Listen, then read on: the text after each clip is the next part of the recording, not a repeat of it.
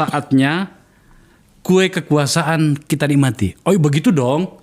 Politik itu begitu. Mana ada kemudian kita bertarung dan kemudian kita tidak mendapat apa-apa. Jadi memang partai politik ini supaya sehat, ya memang mungkin negara harus biayai. Oke. Jangan kayak sekarang pura-pura biaya tapi enggak.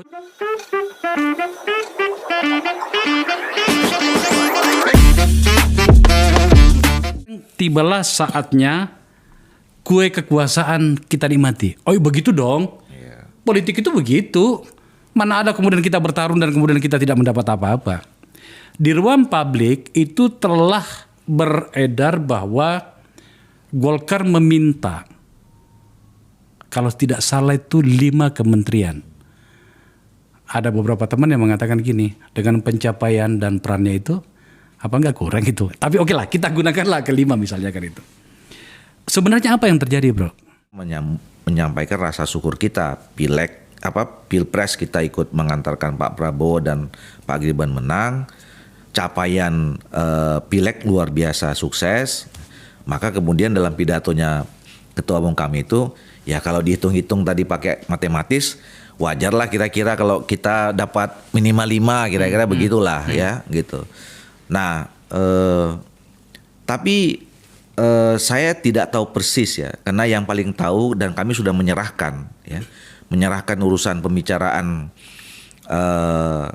terutama soal portofolio kabinet itu sudah diwakili oleh Pak Erlangga Ketua Umum dan pasti sudah dibicarakan ya. Nah, Pak Erlangga yang paling tahu apakah 5 itu hasil pembicaraan dengan Pak Prabowo ya, atau memang berdasarkan kalkulasi tadi itu. Karena memang kan waktu itu dihitung kalau kita mencapai 23 juta sekian, suara kemenangan Pak Prabowo kan 98 sekian, itu kan kira-kira 1/4. Nah kalau 1/4 dari 34 sekarang kan cuma 5 kan gitu. Ada hitung-hitungannya waktu itu keluarkan 5 itu gitu. Kalau saya sih bro, biasalah itu. Ya. Artinya kalau misalnya katakanlah kita berkoalisi, kita bersama bertarung, dan ketika menang maka kemudian kue kekuasaan harus kita bagi, itu biasa saja. Ya. Saya malah sebenarnya pengen partai-partai itu telah mulai menunjukkan bahwa oke, dengan seluruh pencapaian partai saya dan berikut dengan track record partai saya, maka saya pengen di kursi ini. Meskipun barangkali tidak harus terbuka ya, tetapi kan agar kemudian publik tercerdaskan dengan narasi yang semakin terukur dari ruang politik kita, itu menurut saya biasa saja, bro. Ya, nah ya, jadi maksud saya penjelasan itu bukan mau menyampaikan bahwa itu tidak terjadi. Saya yakin sudah terjadi. Bahkan sebetulnya sebelum Pilpres dimulai, ketika ada pembicaraan Golkar bergabung dengan Pak Prabowo bersama dengan PAN segala macam, itu pembicaraan awal pasti sudah mulai dibicarakan. Atau bahkan sudah ada kesepakatan dari awal ya? Ya mungkin saja. Oke. Ya mungkin saja karena kita kan pemilu kita ini memang benar ya, kabinet itu adalah hak prerogatifnya presiden gitu.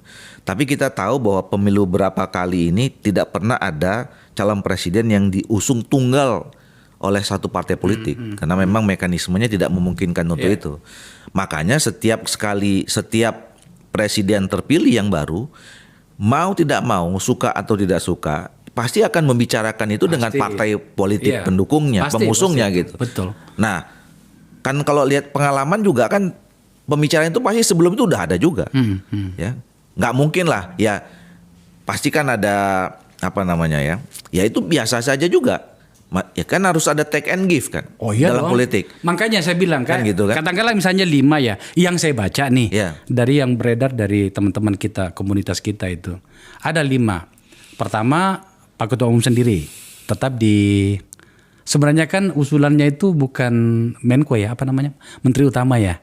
Tapi kan nomenklaturnya itu agak kesulitan mencarinya. Saya akan bicara juga tentang itu nantinya. Menko katakanlah Pak Erlangga, Pak AH tetap di Menko Perekonomian. Yang kedua itu beberapa kementerian, katakanlah SDM. Saya dengar junior kita nih, Maman yang akan diusung ke situ karena dia adalah pimpinan di Komisi 7 gitu kan. Kemudian Bro Doli nih, Om Doli karena pimpinan di Komisi 2 dan juga pimpinan Golkar. Kemudian Nusron Oke, ada Aceh juga di situ. Aceh Hasan Sazili. Dan bahkan saya dengar namanya Mumut itu Mutia Hafid itu malah bahkan diminta sendiri oleh Pak Prabowo. Saya senang. Kenapa? Ini kan generasi kita lah ya. Bahkan adik-adik kita ini sudah mengambil peran. Saya senang banget. Dan tentu saja Golkar dengan, ya mungkin saya memuji pada bagian ini, dengan formula dan karakter partainya itu kan, kadernya itu rata-rata matang gitu ya. Itu kan sesuatu yang wajar kan bro? Dan apakah memang seperti itu? Saya nggak bisa memastikan nama-nama itu karena yang paling tahu, dan kami semua udah menyerahkan ke Pak Erlangga ya. Siapa yang diusulkan dan bagaimana proses negosiasinya, siapa yang diterima oleh Pak Prabowo, dan kemudian di portofolio mana saja, itu saya kira kami udah sepakat, semuanya kami serahkan kepada Pak Erlangga. Nah cuman begini, ini juga, ini rame 2 hari ini soal undang-undang kementerian. Tadi nyambung yang abang bilang itu. Entah kenapa kemudian beberapa media memunculkan, ya, apalagi kemarin ada usulan dari ATHN itu bagusnya 40 gitu. Nah saya kira mungkin bisa jadi ya pembicaraan itu nanti juga berkaitan dengan soal perubahan undang-undang kementerian ini, ya. Dan saya mau jelaskan. Undang-undang kementerian ini kalaupun terjadi perubahan itu bukan karena memang hanya sekedar mau mengakomodasi kepentingan partai politik saja. Tapi karena memang ini untuk kepentingan perjalanan efektivitas pemerintahan ke depan. Kenapa? Undang-undang itu adalah Undang-Undang nomor 39 tahun 2008. Jadi udah 16 tahun. Ya kan? Bayangkan 16 tahun dengan perkembangan dunia dan perkembangan Indonesia yang luar biasa ini. Ya.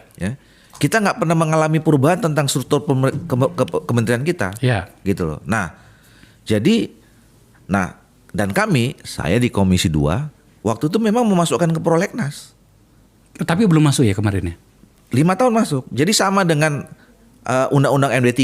Kemarin orang ribut Undang-Undang MD3.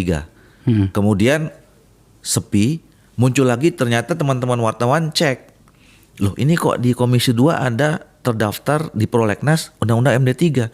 Loh, kami bilang, kami di awal periode di 2019 kemarin itu sudah pernah membicarakan secara komprehensif apa sumbangsih kita terhadap reformasi sistem politik dan sistem pemerintahan kita. Tunggu dulu.